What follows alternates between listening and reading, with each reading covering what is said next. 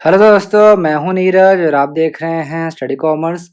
और आज हम इस वीडियो में स्टेटमेंट बेस्ड क्वेश्चन देखने वाले हैं रिगार्डिंग दी सब्जेक्ट स्टैटिस्टिक्स। ये है पार्ट 1।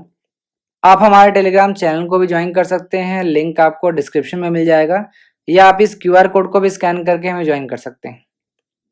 अब आइए क्वेश्चन डिस्कस करते हैं।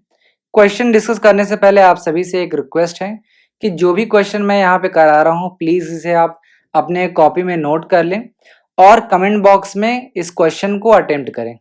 अगर आप कमेंट बॉक्स में इस क्वेश्चन को अटेम्प्ट नहीं कर सकते हैं, फॉर एग्जांपल आप हो सकता है कि इस वीडियो को डाउनलोड करके देख रहे हो, तो किसी भी कंडीशन में अगर आप कमेंट बॉक्स में क्वेश्चन को अटेम्प्ट नहीं कर पा रहे हैं तो आप अपनी कॉपी खोल लीजिए और वहाँ पे क्वेश्चन को अटेम्प्ट करिए और बाद में आप एक्सप्लेनेशन देखिए और ये भी इवैल्यूएट करते रहिए साथ के साथ कि आपने कितना क्वेश्चन सही किया और कितना कॉन्सेप्ट आप समझ रहे हो, कितना कॉन्सेप्चुअल अंडरस्टैंडिंग आपकी बिल्ड हो रही है। ये सारी चीज़ें देखते रहो और मैं बहुत ही ईजी लैंग्वेज में आपको सारी चीज़ें समझाने की कोशिश करूँगा।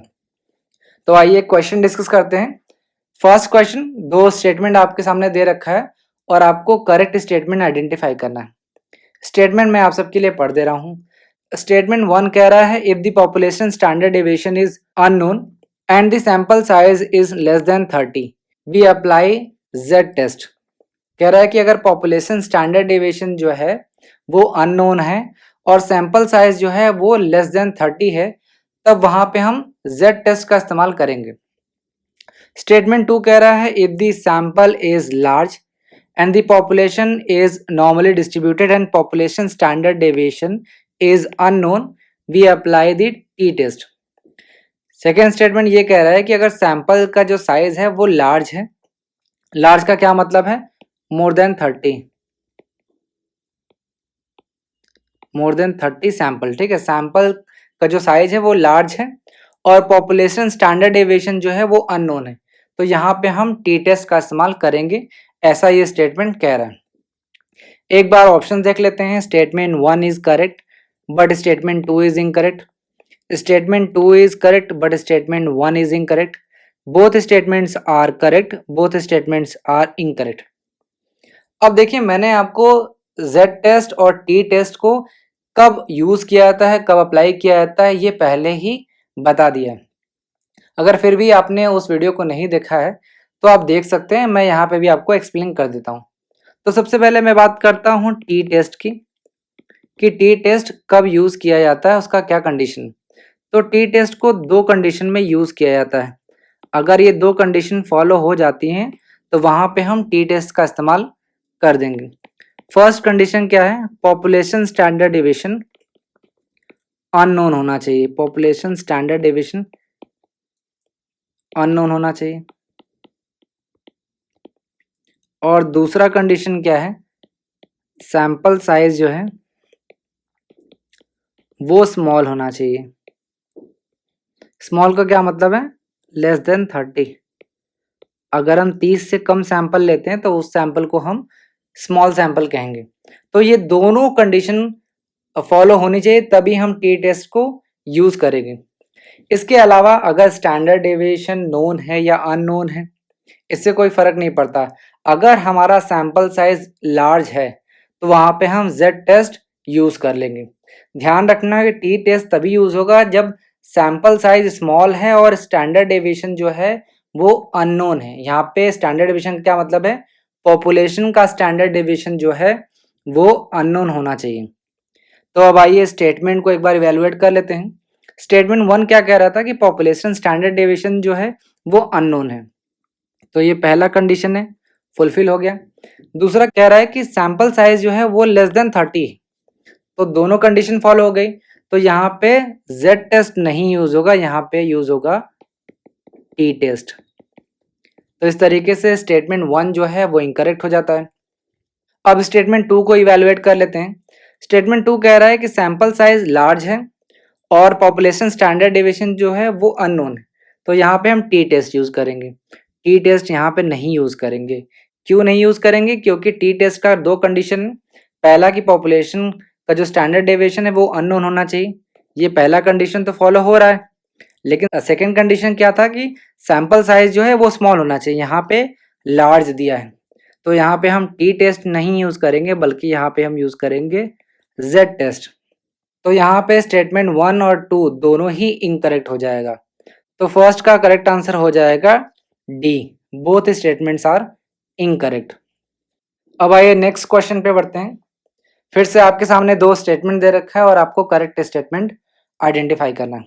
स्टेटमेंट मैं आप सबके लिए पढ़ दे रहा हूँ। स्टेटमेंट 1 कह रहा है the coefficient of correlation is dependent of change of scale and point of origin. Statement 2 कह रहा है regression coefficient are independent of change of origin but not of scale.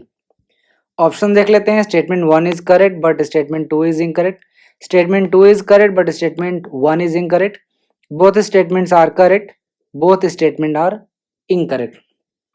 अब यहाँ पे इस क्वेश्चन को करने के लिए आपको ये पता होना चाहिए कि कोरिलेशन क्या है, कोएफिशिएंट ऑफ कोरिलेशन क्या है, रिग्रेशन क्या है, रिग्रेशन कोएफिशिएंट क्या है, और दोनों की प्रॉपर्टी यानी कोरिलेशन की प्रॉपर्टी और रिग्रेशन की प्रॉपर्टीज आपको पता होनी चाहिए। मैंने कोरिलेशन और रिग्रेशन पे भी वीडियो बना लिया है, तो अगर आपने नहीं देखा है डिटेल वीडियो तो आप आई बटन पर क्लिक करके देख सकते हैं या डिस्क्रिप्शन में भी आपको उसका लिंक मिल जाएगा। मैं हाईली रिकमेंड करता हूँ कि वो वीडियो आप सभी देखो ताकि आपको कोरिलेशन और रिग्रेशन बहुत अच्छे तरीके से समझ में आ जाए।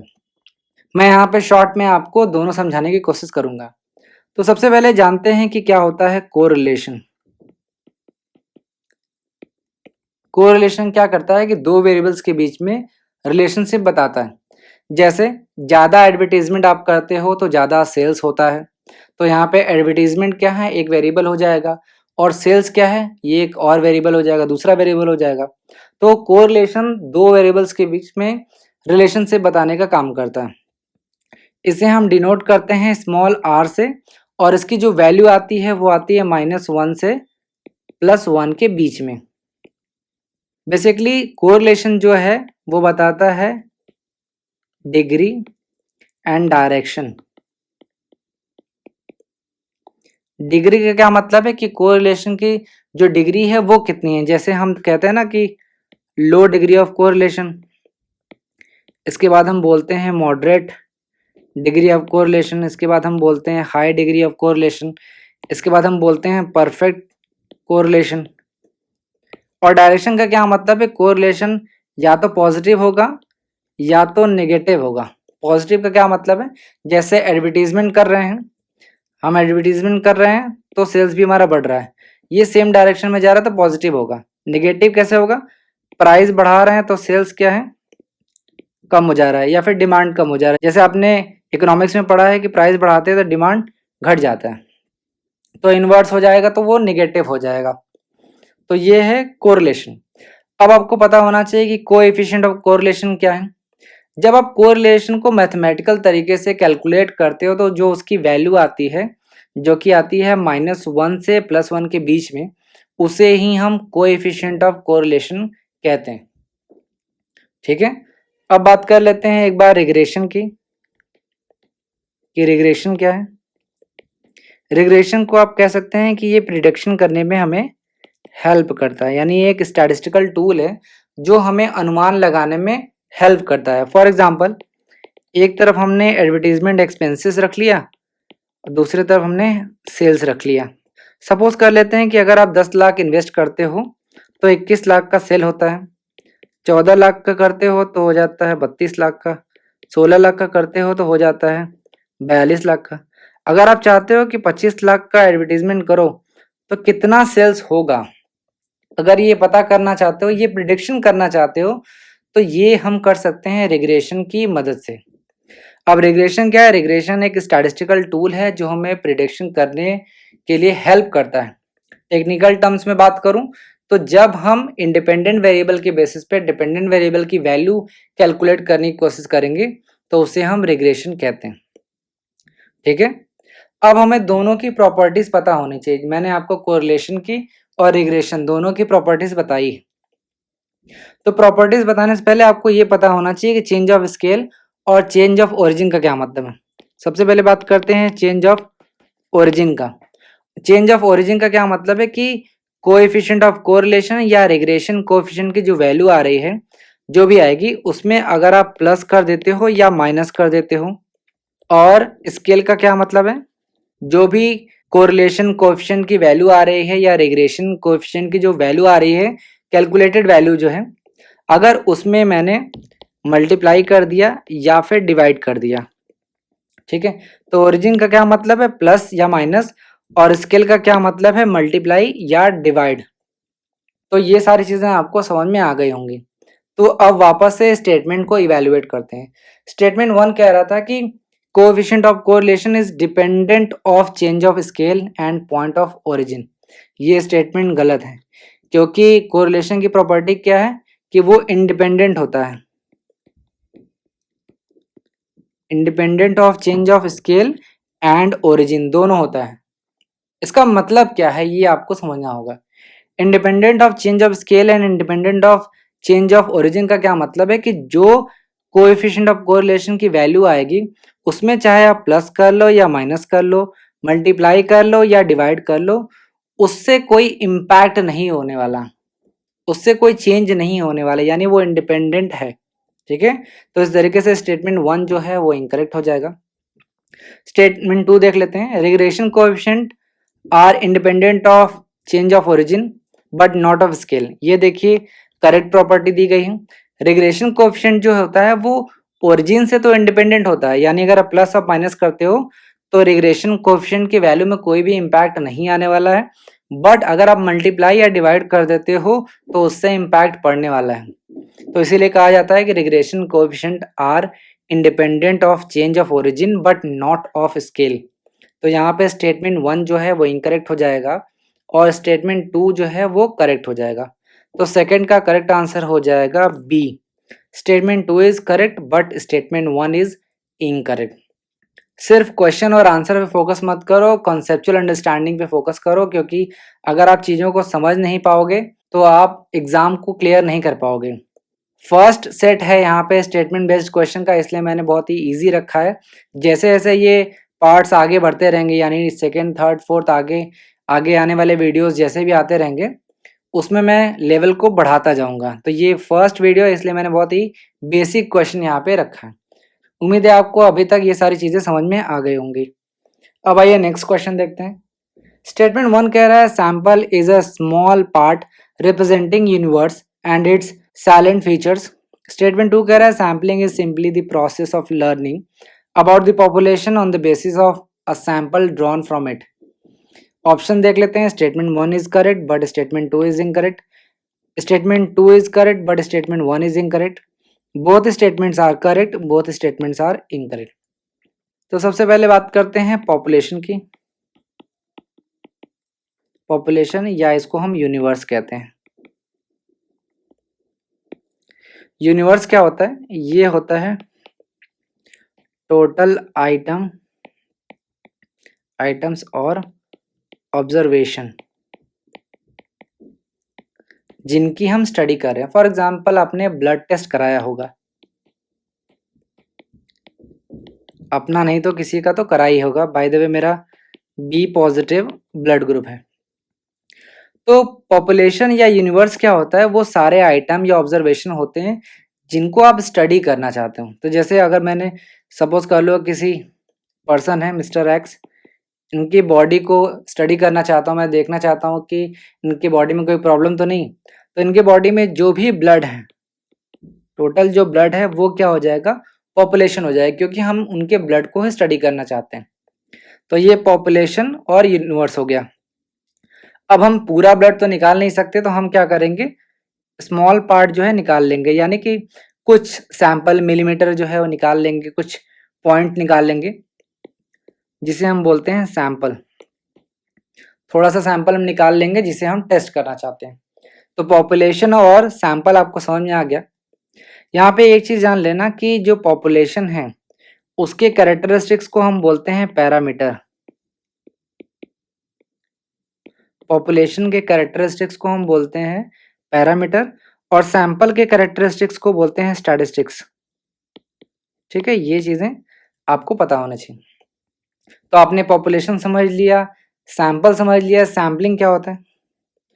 सैम्पलिंग क्या होता है? एक प्रोसेस होता है, या इसको आप बोल सकते हैं प्रोसीजर,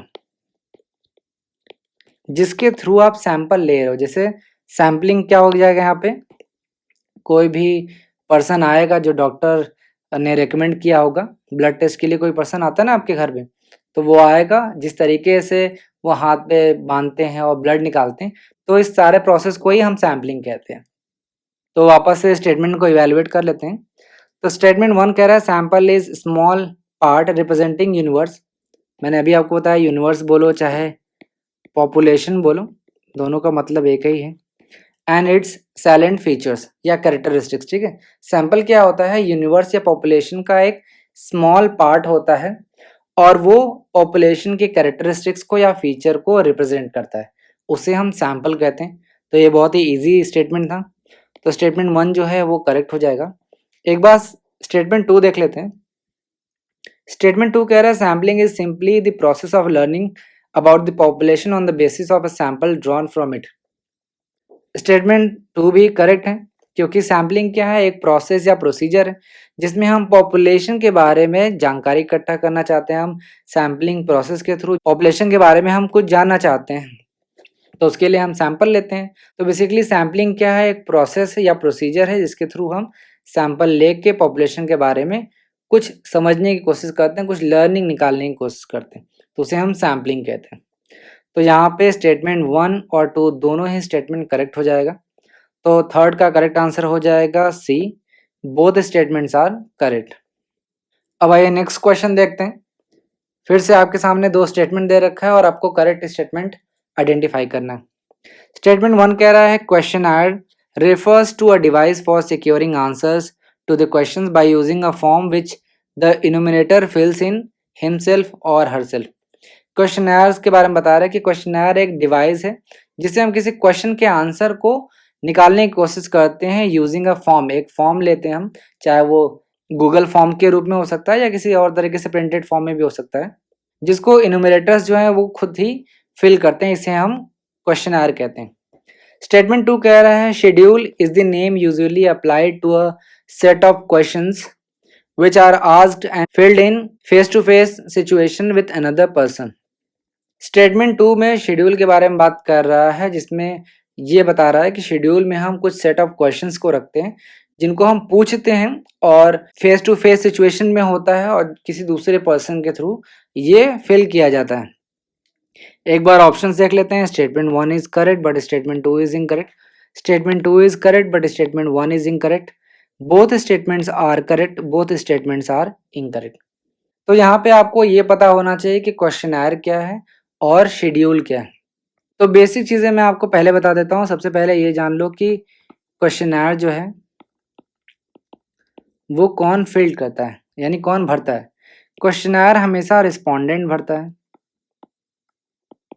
रिस्पोंडेंट कौन है, जिससे आप डेटा कलेक्ट करना चाहते हो। अब क्वेश्चनर और शेड्यूल क्या है, एक डेटा कलेक्ट करने का एक मेथड है जिससे हम डेटा कलेक्ट करते हैं। तो क्वेश्चनर जो होता है उसे भरता है रिस्पोंडेंट। और शेड्यूल की बात करें, शेड्यूल को भरता है इन्यूमरेटर। ठीक है, तो बेसिक चीजें क्लियर हो गए कि क्वेश्चनर को रिस्पोंडेंट भरता है और शेड्यूल को भरता है इन्यूमरेटर। इन्यूमरेटर क्या होता है, वो पर्सन होता है जो रिसर्च कर रहा होता है या डेटा कलेक्ट करने के लिए गया होता है। ठीक है, अब समझ लो क्वेश्चनर और शेड्यूल होता क्या है। सबसे पहले बात कर लेते हैं क्वेश्चनर की। तो क्वेश्चनर में हम देखते हैं कि series of written questions.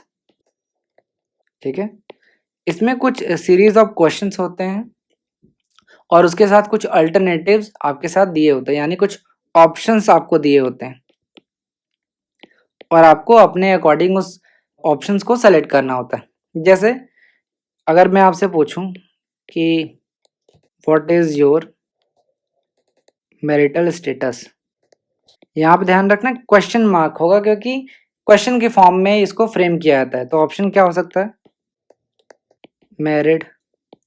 Second क्या हो सकता है, अनमैरिड या अदर हो सकता है। तो क्वेश्चनर में सेट ऑफ रिटन क्वेश्चंस होते हैं along with alternative answers.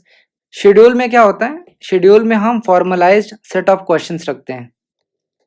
Schedule में हम फॉर्मलाइज्ड सेट ऑफ क्वेश्चंस रखते हैं और सेट ऑफ क्वेश्चंस भी हो सकते हैं, स्टेटमेंट्स भी हो सकते हैं, कुछ भी हो सकता है जहाँ पे हम क्वेश्चंस पूछते हैं और कभी-कभी आपको स्पेस भी दिया जा सकता है मतलब आंसर करने के लिए।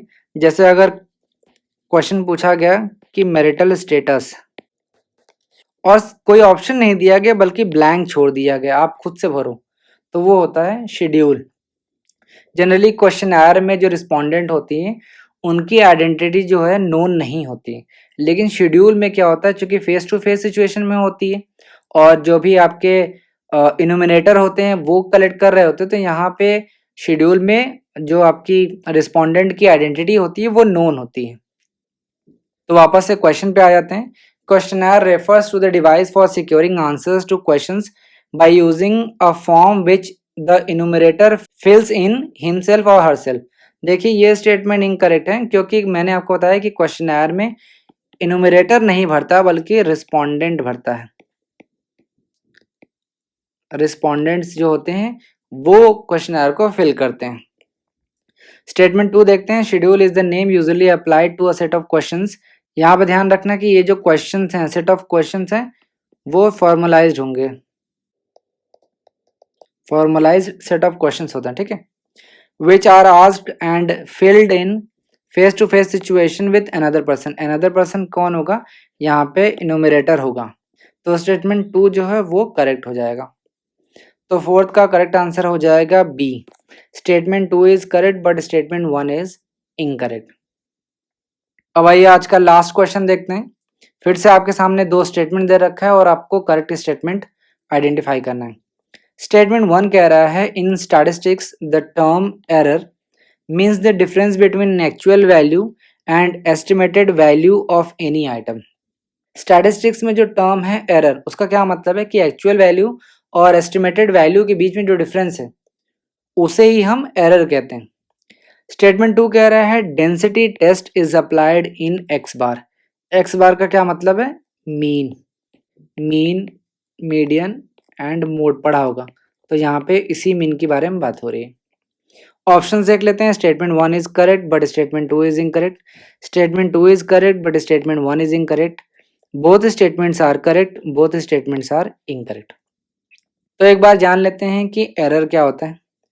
एरर स्टैट में क्या होता है, ये जनरल टर्म है बाय द वे। स्टैट्स में जब एरर, सिंपली एरर की बात होती है, तो एरर का क्या मतलब है कि एक्चुअल वैल्यू और एस्टिमेटेड वैल्यू के बीच में जो डिफरेंस होता है उसे ही एरर कहते हैं। एक एग्जांपल समझने की कोशिश करते हैं। फॉर एग्जांपल एक इन्यूमरेटर है, आप अपने आप को ये मान सकते हैं कि आपको ये काम दिया गया कि आप डेटा जाके कलेक्ट करो। मैंने आपसे बोल दिया कि कोई एक विलेज है, वहां जाओ और पता करो कि वहां पे कितने लोग रहते हैं। तो सपोज कर लेते हैं कोई एक विलेज है, आप अपना गांव भी यहाँ पे मान सकते हैं। वहां पे टोटल 1000 पर्सन्स हैं, ठीक है। आप गए वहां पे डेटा कलेक्ट करने के लिए, आपने काउंट किया कि वहां पे 980 लोग हैं। तो यहाँ पे जो 20% का जो डिफरेंस आया है इसे ही हम एरर कहेंगे, ठीक है। तो इस तरीके से एरर क्या हो गया, एक्चुअल वैल्यू क्या है, यहाँ पे 1000 है और एस्टिमेटेड वैल्यू जो आपने एस्टिमेट किया है, कैलकुलेट किया है, वो क्या है 980। तो यहाँ पे जो 20% जो कम रह गए, जिसको आपने छोड़ दिया है, उसे हम एरर कहेंगे। तो इस तरीके से स्टेटमेंट 1 जो है वो करेक्ट है। अब बात कर लेते हैं स्टेटमेंट 2 की। Density test is applied in mean, तो ये स्टेटमेंट इनकरेक्ट है। डेंसिटी जो टेस्ट है वो हम यूज करते हैं मोड के केस में। मोड आपको पता होगा, मोड को हम क्या बोलते हैं, मोस्ट फ्रीक्वेंट वैल्यू। यानी अगर आप इंडिविजुअल सीरीज की बात करें तो जिस भी आइटम की जो फ्रीक्वेंसी है वो सबसे ज़्यादा है, यानी जो भी आइटम सबसे ज़्यादा बार आया है उसे ही हम मोड कहते हैं। और डिस्क्रीट सीरीज में हम क्या देखते हैं कि जिसकी फ्रीक्वेंसी सबसे ज़्यादा है उसे ही हम मोड कहते हैं, या कॉन्टिन्यूस सीरीज में भी मोड निकालने का फॉर्मूला दिया गया, उससे भी आप कैलकुलेट कर सकते हैं। तो याद रखिएगा कि डेंसिटी टेस्ट जो है वो मीन में नहीं मोड में यूज़ किया जाता है। तो स्टेटमेंट 2 जो है यहाँ पे इनकरेक्ट हो जाएगा। तो फिफ्थ का करेक्ट आंसर हो जाएगा ए।